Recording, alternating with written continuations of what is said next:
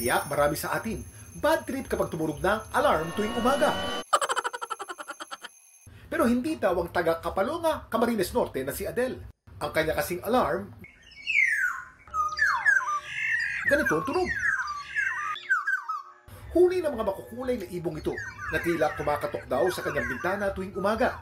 Yung post ko po sa TikTok is parang last week lang siya. Pero simula po ng pandemic, lagi na po talaga silang pumupunta simula nun. Tapos hindi ko lang sila nakikita kasi meron pong kortina po. Ang mga bisita ni Adele may mahabang tuka na kulay pink. Ang balahibo nito sa katawan, napakatingkad.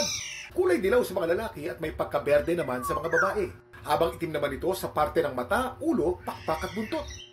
Ang tawag sa ibong ito, Oriolus chinensis o Black-naped Oriole. Sa Bicol, kilala itong kalyaw o kikiyaw. Native ang mga ibong ito sa Pilipinas at sa maraming bahagi ng Asya. Madalas silang makita sa mga kagubatan at paminsan-minsan sa mga hardin at taniman. Ang kinakain nila mga prutas, insekto at uod. Sa ngayon, least concerned pa ang status ng mga kikiyaw. Pero mahalaga pa rin protektahan ang kanilang mga natural na tirahan para patuloy nating marinig ang kanilang mga huni. Na alam niyo bang meron palang pinapahiwatig? Ginagamit nila ito para maghanap ng kapareha tuwing breeding season at magbabala sa kanilang mga kasama kung may nakaambang panganib.